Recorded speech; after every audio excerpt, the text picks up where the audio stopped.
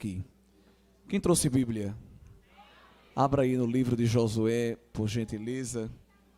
Já desde ontem que medito neste livro e ontem o Senhor me deu uma porção e hoje tem me dado outra, com muitas aplicações para as nossas vidas aqui dentro. Deus abençoe nosso Montone por esse trabalho tão bonito e encontrar aqui uma multidão reunida na presença do Senhor e, sobretudo, para ouvir a palavra. Cumprimentando o pastor Rivaldo, eu estendo minha palavra de consideração a todos os demais. Aqui em Josué, capítulo 1, versículo 8. Não se aparte da tua boca o livro desta lei. Antes, medita nele dia e noite, para que tenhas cuidado de fazer conforme tudo quanto nele está escrito, porque então farás prosperar o teu caminho e então prudentemente te conduzirás. Não te mandei eu?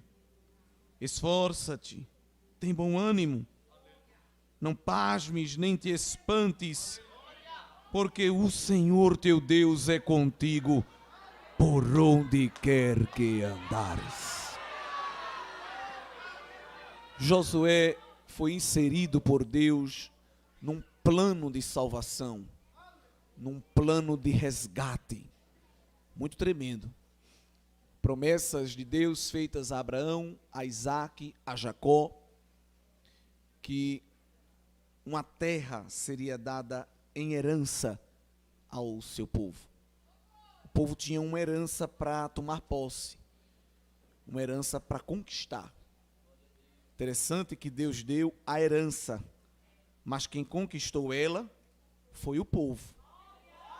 Porque Deus nos outorga certas coisas, e as mais valiosas, mas nós precisamos nos apropriar. A gente gosta muito do termo, eu tomo posse, porque a gente só pode tomar posse de algo que Deus primeiro deu. Não tem como reivindicar algo que Ele não nos outorgou. Tudo parte da soberania dEle, da vontade dEle. E na vontade soberana dEle, Ele olhou para Israel e disse: vocês não vão ficar peregrinando num deserto. Eu vou assentar, eu vou instalar vocês em uma terra boa. Pela recorrente expressão veterotestamentária, terra que emana leite e mel, região desértica. Se Deus dissesse terra que emana água, eles já estavam no lucro.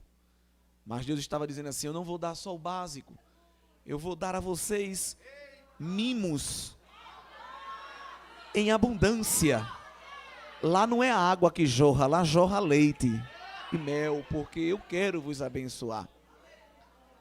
E nesse plano de resgate e de conquista da herança, Deus levanta Josué, que tem uma importância muito grande, porque dentre as sombras das coisas futuras, Josué no Antigo Testamento é um tipo de Cristo. E o nome dele foi até mudado. Moisés muda o nome dele de Oséias, dirigido por Deus, para Josué. Oséias significa salvação, mas Josué tem o prefixo que atribui quem dá esta salvação. O Senhor salva, ou o Senhor é salvação. E a mesma raiz do nome Josué é a que vai dar origem ao nome Jesus. Então, até no nome, Josué apontava para Cristo, mas no ofício também. Josué é uma espécie de capitão da salvação, capitão da conquista dos bens espirituais na antiga aliança, apontando para o capitão da nossa salvação, o conquistador da nossa herança espiritual, a saber, o Senhor Jesus, como bem ensina Paulo na carta aos Efésios. E para isso, Josué precisou de uma vida de oração, de uma vida de intimidade com Deus, conhecimento da palavra, porque como Deus inseriu ele numa guerra, a pressão que esta guerra gera, se não estiver vitaminado na palavra, primeiro peteleco desaparece, primeira cara feia, primeiro dedo no rosto, primeiro grito, se treme todinho e fica só o pó. Então é preciso se vitaminar, se enrobustecer, se virilizar espiritualmente com a palavra de Deus.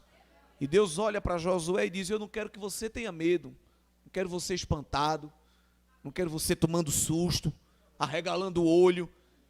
Eu quero você como um homem valente na minha presença, firmado na minha palavra, porque o povo vai olhar para você.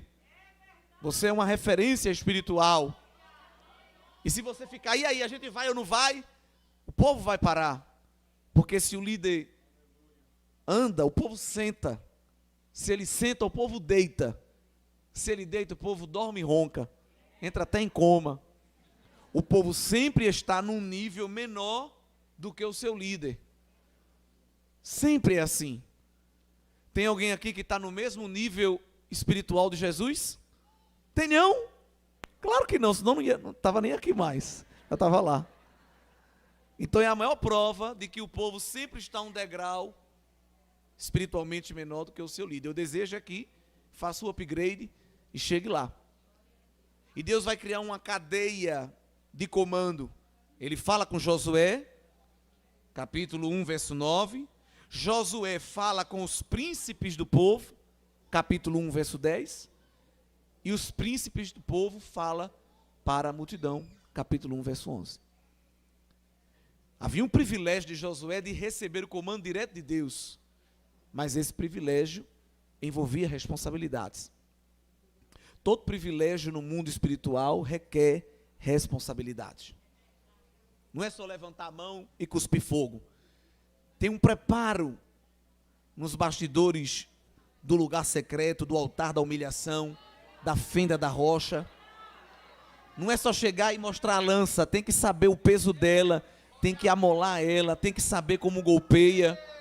Então esse preparo ninguém vê, mas quando chega a hora de usar, todo mundo vai ver e vai dizer: é de Deus, Deus está na vida dele, tem algo de Deus ali. Então Deus está vitaminando Josué com esta série de orientações, que não eram dadas exclusivamente a ele, foram dadas a Israel. É só a gente voltar no livro de Deuteronômio, capítulo 4, e vamos observar como a bênção, a promessa de Deus estava intrinsecamente ligada com a observância da palavra. Agora, pois, ó Israel, ouve os estatutos e os juízos que eu vos ensino, para os cumprirdes, para que vivais e entreis, e possuais a terra que o Senhor, Deus de vossos pais, vos dará. Observe que para se apropriar da terra, para se apropriar da bênção, era necessário um caminho de obediência à palavra. Verso 25. Quando, pois, gerardes filhos e filhos de filhos, e vos envelhecerdes na terra, e vos corromperdes e fizerdes alguma escultura, semelhança de alguma coisa, e fizerdes mal aos olhos do Senhor para o provocar a ira, eu te tomo por testemunhas contra vós o céu e a terra, que certamente perecereis depressa da terra. Eu estou dando se vocês me obedecerem, mas se vocês não me obedecerem, é lá mesmo que vocês vão perecer, porque a minha bênção, Deus estava ensinando aqui, ela está intrinsecamente ligada com a obediência. O caminho da felicidade no mundo espiritual passa pela trilha da obediência.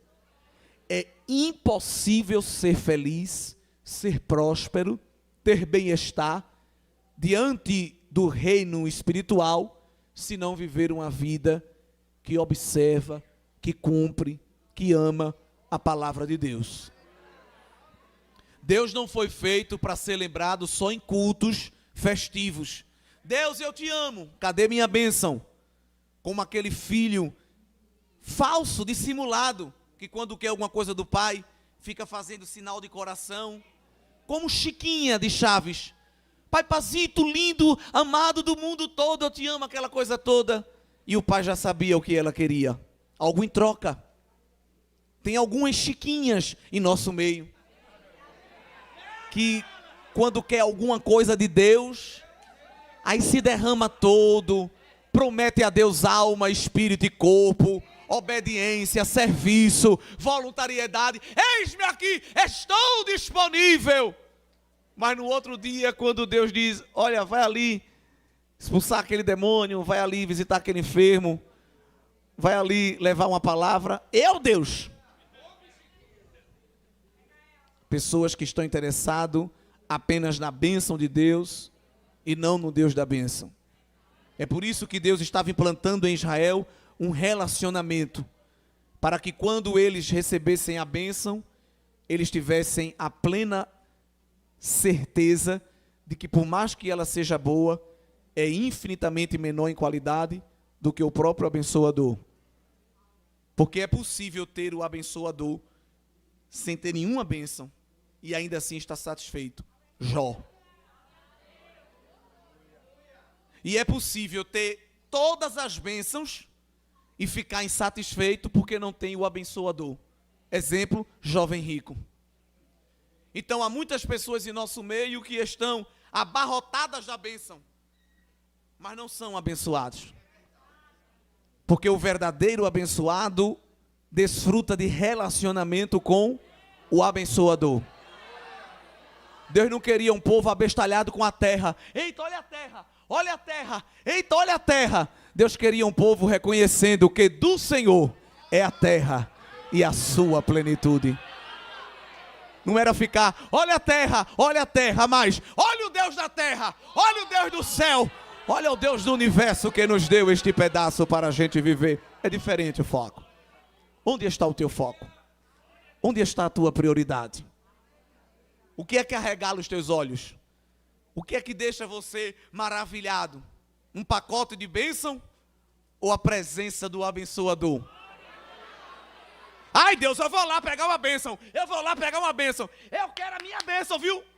E se aquela vigília terminar e minha bênção não cair, ele acha que é Jacó no Val de Jaboque, mas está muito longe ainda. Mas se acabar aquela vigília e não der minha bênção, vou no Procon, pode ir. Quem vai entregar uma intimação a Deus? Quem vai chamar Deus para uma audiência? Ele não precisa de lembrete, ele é fiel à sua palavra. Ele não pode negar-se a si mesmo.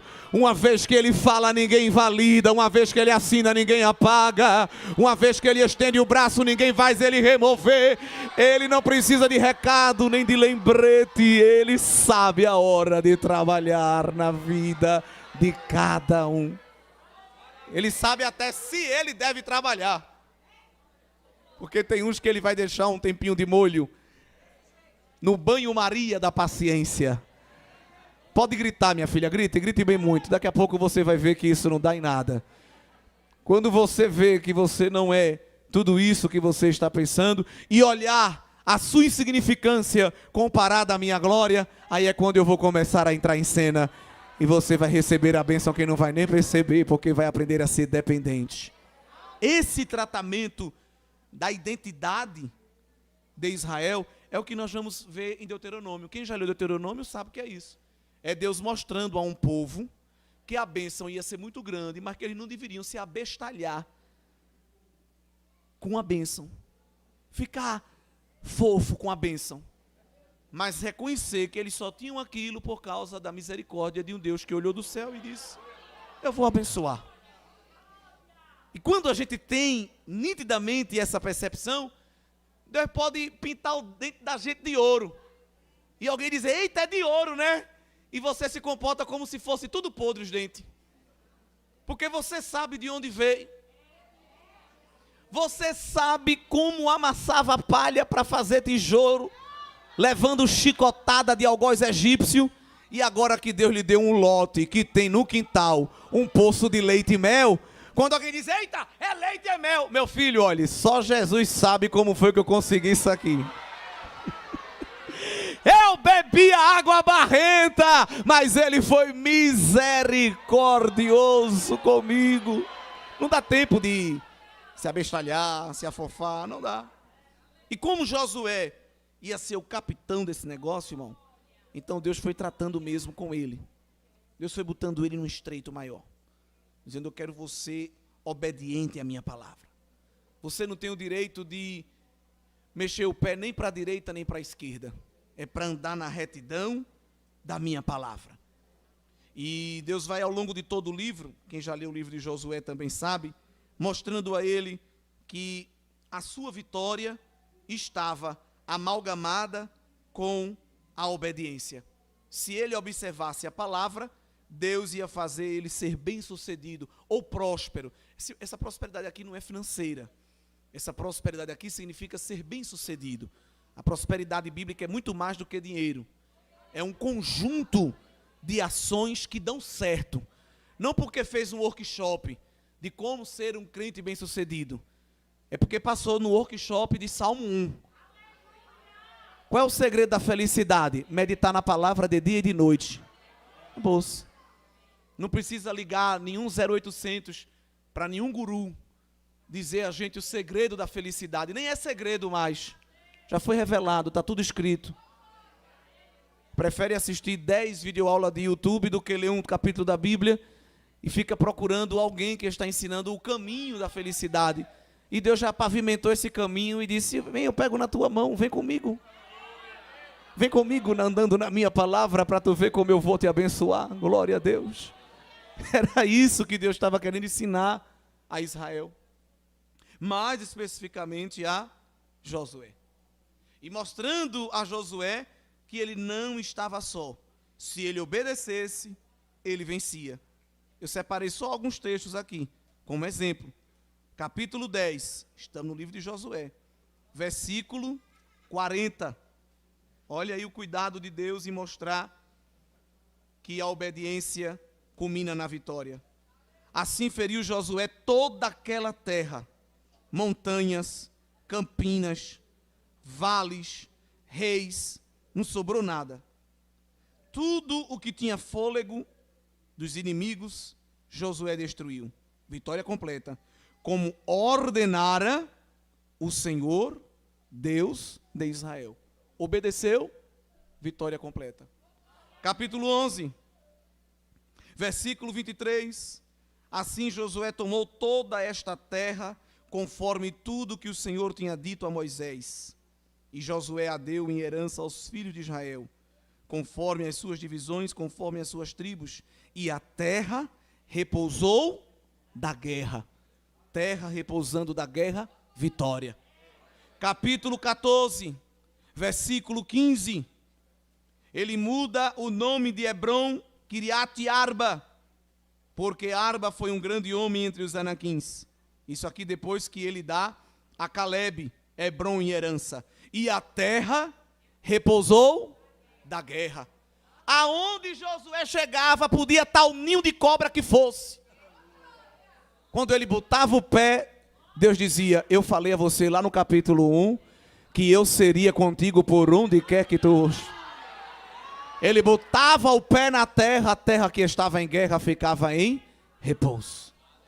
Tem gente que é o contrário. A terra está em paz, quando ele chega é fuim, é embaraço. E crente, eu não estou falando de ímpio não. Crente não, frequentador de culto. Quando ele vem vindo pelo caminho, alguém já se camufla. Meu Deus, eu vou ficar aqui escondido para ele nem me ver. Mas Josué, porque era obediente, era próspero. Botava o pé, Deus dava repouso. Capítulo 21, versículo 43. Desta sorte deu o Senhor a Israel toda a terra que jurara dar a seus pais. E a possuíram e habitaram nela. E o Senhor lhes deu repouso em redor. Esse repouso em redor fala de raios de quilômetro. Tu crê nisso? Que a vitória não é só pontual. O alcance geográfico da bênção de Deus vai alcançar gente que está perto, gente que está pouco perto. Aleluia. Tem Josué aqui comprometido com Deus e com a palavra. E Deus está aumentando o alcance da paz que irradia da presença dEle sobre a tua vida. Aleluia. Glória a Deus. Capítulo 22, verso 4. E agora o Senhor vosso Deus deu repouso a vossos irmãos, como lhes tinha prometido. Vê que coisa linda. E o que é que Josué fazia quando Deus lhe dava vitória? Cumpriu a tarefa, alcançou êxito nas suas ações. Agora eu vou para um resort, vou ficar 6 meses, offline de igreja, de obra, só descansando. Josué fez algo parecido com o que Tony está fazendo aqui. 4 anos, vamos agradecer com um culto.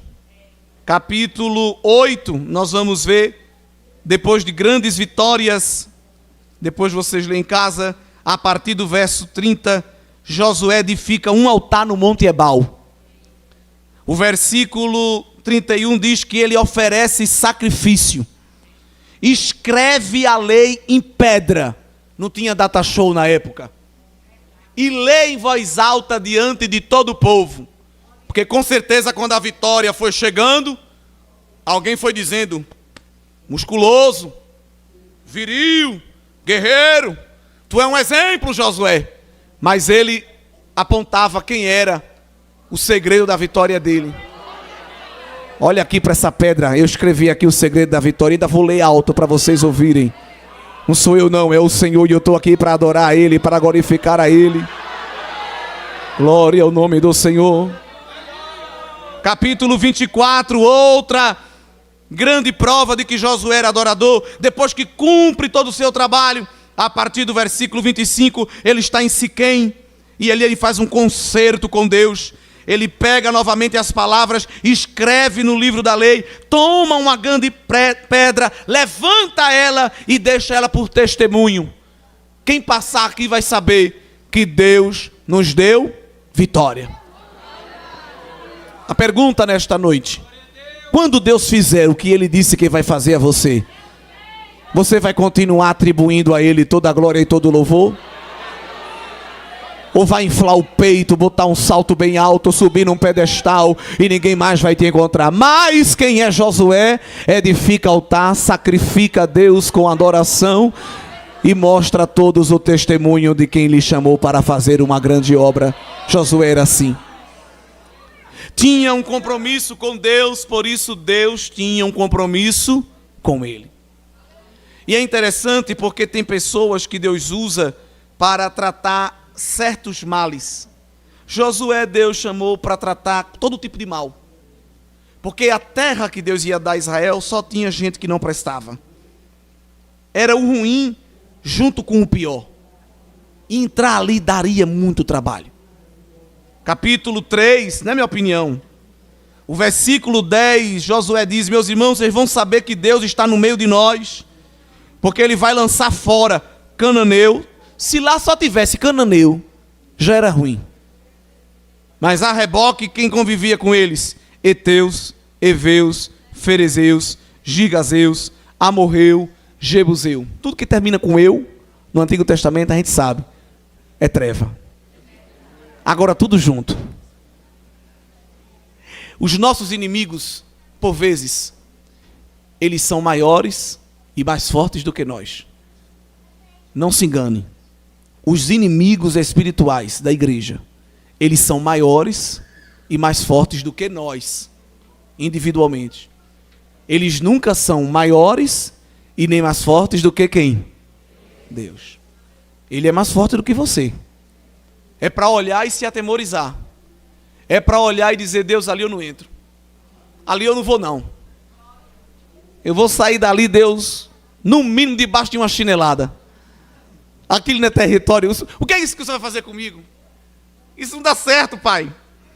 Mas quem sabe o Deus a quem serve, quando recebe o comando de guerra, já tem intimidade com Deus, manda somente no zap dos grupos da congregação, Josué 3:5. Meus irmãos, campanha de jejum, santificai-vos, porque amanhã o Senhor fará maravilhas no meio de vós. Aleluia! Glória a Deus! Como é os crentes de hoje? Depois que Deus dá a estratégia de guerra, ele vai para a esquina e diz: rapaz, tu soube? O quê? Que lá tem cananeu. E eu sabia que tinha gigazeu. Não, mas tem cananeu também. Aí já chega o terceiro repórter do inferno. Vocês não sabem o que eu descobri. Lá também tem Eteu. Ah, não vai dar certo isso. Vai não, irmão. Olha, eu até queria ir, mas tem que ter sabedoria. Tem que vigiar. Não vamos catucar o inimigo, ele está tão quietinho, né, irmão? E os irmãos lembram que quando Deus mandou 12 espias só para trazer, não foi para guerrear não, só foi para olhar. Porque tem gente que é ruim, até para trazer informação. Deus não mandou expulsar demônio não, só mandou ver se tinha. Porque esse templo aqui está lotado. Mas se uma legião de demônios aparecesse diante da gente, será que ficava lotado? Não precisa responder, nem rir, porque se denuncia. Tenta ficar sério. Deus não estava mandando expulsar, Deus estava mandando só ver. E dos 12, 10 que viu disse: misericórdia. Dá não, varão.